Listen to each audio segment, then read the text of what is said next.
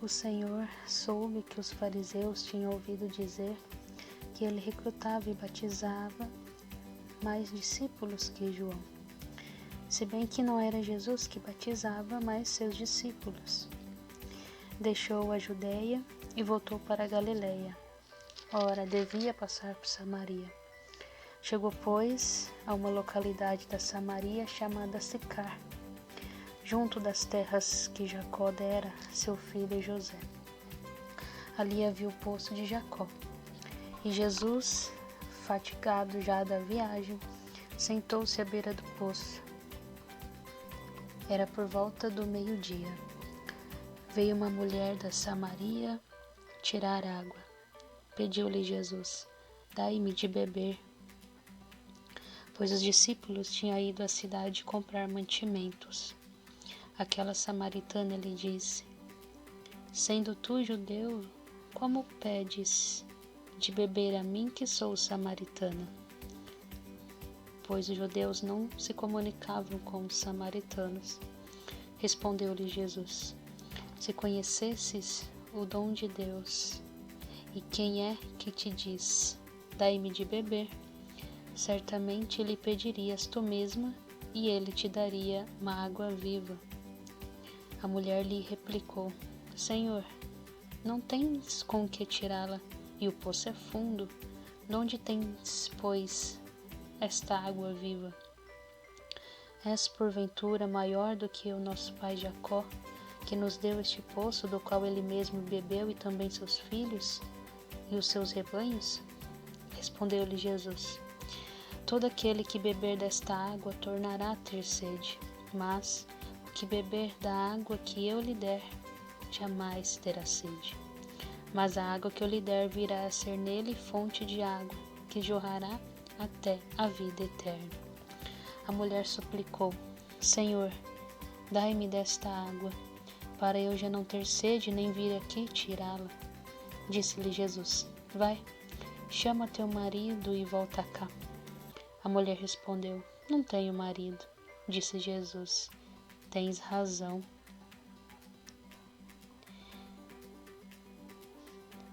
Tivesses 5 maridos, e o que tem agora não é teu. Nisso disseste a verdade. Senhor, disse-lhe a mulher, vejo que és profeta. Nossos pais adoraram neste monte, mas vós dizeis que é em Jerusalém que se deve adorar. Jesus respondeu: mulher, acredita-me, vem a hora em que não adorais o Pai, nem neste monte, nem em Jerusalém. Vós adorais o que não conheceis, nós adoramos o que conhecemos, porque a salvação vem dos judeus. Mas vem a hora, e já chegou, em que os verdadeiros adoradores hão de adorar o Pai em espírito e verdade, e são esses adoradores que o Pai deseja. Deus é espírito, e os seus adoradores devem adorá-lo em espírito e verdade. Respondeu a mulher: sei que deve vir o Messias, que se chama Cristo. Quando, pois, vier, ele nos fará conhecer todas as coisas. Disse-lhe Jesus: sou eu quem fala contigo. Nisso seus discípulos chegaram e maravilharam-se de que estivesse falando com uma mulher. Ninguém, todavia, perguntou: que perguntas ou que falas com ela? A mulher deixou seu cântaro, foi à cidade e disse àqueles homens: vinde ver de um homem que me contou tudo o que tenho feito. Não seria ele, porventura, o Cristo? Eles saíram da cidade e vieram ter com Jesus. Entretanto, os discípulos lhe pediram: mestre, come. Mas ele lhes disse: tenho um alimento para comer que vós não conheceis. Os discípulos perguntavam uns aos outros: alguém lhe teria trazido de comer? Disse-lhe Jesus: meu alimento é fazer a vontade daquele que me enviou e cumprir a sua obra. Não dizeis vós que ainda há 4 meses e vem a colheita? Eis que vos digo: levantai os vossos olhos e vede os campos, porque já estão brancos para a ceifa. O que ceifa recebe o salário, e ajunto fruto para a vida eterna. Assim o semeador e o ceifador juntamente se regozijarão, porque eis que se pode dizer com toda a verdade: um é o que semeia, outro é o que ceifa. Enviei-vos a ceifar onde não tendes trabalhado. Outros trabalharam, e vós entrastes nos seus trabalhos. Muitos foram os samaritanos daquela cidade que creram nele por causa da palavra da mulher que lhes declarara: ele me disse tudo quanto tenho feito. Assim, quando os samaritanos foram ter com ele, pediram que ficasse com eles. Ele permaneceu ali 2 dias. Ainda muitos outros creram nele por causa das suas palavras. E dizia a mulher: já não é por causa da tua declaração que cremos, mas nós mesmos ouvimos e sabemos ser este verdadeiramente o Salvador do mundo. Passados 2 dias, Jesus partiu para Galiléia. Ele mesmo havia declarado que um profeta não é honrado na sua pátria. Chegando a Galiléia, acolheram-no os galileus, porque tinham visto tudo o que fizera durante a festa em Jerusalém, pois também eles tinham ido à festa. Ele voltou, pois, a Caná da Galiléia, onde transformara a água em vinho. Havia em Cafarnaum um oficial do rei, cujo filho estava doente. Ao ouvir que Jesus vinha da Judéia para a Galiléia, foi a ele e rogou-lhe que descesse e curasse o seu filho, que estava prestes a morrer. Disseram-lhe Jesus: se não virdes milagres e prodígios, não credes. Pediu-lhe o oficial: Senhor, desce antes que meu filho morra. Vai, disse-lhe Jesus, teu filho está passando bem. O homem acreditou na palavra de Jesus e partiu. Enquanto ia descendo, os criados vieram-lhe ao encontro e lhe disseram: teu filho está passando bem. Indagou então deles a hora em que se sentira melhor, e respondeu-lhe: ontem, às 7ª, a febre abaixou, o deixou. Reconheceu o pai ser a mesma hora em que Jesus dissera: teu filho está passando bem. E creu tanto ele como toda a sua casa. E esse foi o segundo milagre que Jesus fez, depois de voltar da Judéia para a Galiléia. Então, neste capítulo, já vemos esse diálogo de Jesus com a mulher samaritana. E Jesus ele tem que passar por Samaria, respondendo à vontade de Deus, à vontade divina, que se converte para ele na necessidade de revelar aos pecadores e também às pessoas desprezadas e extraviadas. A palavra de Deus deve ser atingida a todos. A conversão deve atingir a todos. E cumprindo com a sua missão e, acima de tudo, a vontade do Pai, Jesus então tem que passar por Samaria. E essa é a primeira cena que vemos neste capítulo, de Jesus com a mulher samaritana, neste diálogo delicado e profundo. Jesus não só passou a vida fazendo bem, mas também teve a necessidade dos outros. Assim como nós também necessitamos das outras pessoas e nós também podemos ajudar. É da mesma forma que aqui Jesus ele pede a samaritana, essa mulher, a água, nessa necessidade. Nós necessitamos uns dos outros. E, além disso, há um símbolo bastante profundo, que é a água viva. Uma água viva que brota para a vida eterna, como o próprio Jesus ele nos fala aqui na passagem. Essa revelação de Jesus. E existem 2 momentos na revelação cristã. O primeiro corresponde ao tempo histórico de Jesus. A sua palavra é misteriosa e não facilmente compreensível. E o segundo tempo corresponde à era do Espírito. O Espírito interiorizará todas as palavras de Jesus, dará a verdadeira compreensão. Por isso que Jesus fala, quem bebe desta água nunca mais terá sede, porque é o Espírito Santo, aquele que nos revela, nos sacia da verdadeira palavra de Deus. E depois nós vemos também que Jesus é o lugar da verdadeira adoração. Jesus aprofunda na verdadeira oração cristã. Já não importa mais o lugar, se é Jerusalém, se é Samaria ou Garizim. A autêntica oração cristã é essencialmente trinitária. Consiste em adorar o Pai em espírito e em verdade, independente de onde seja essa nossa oração.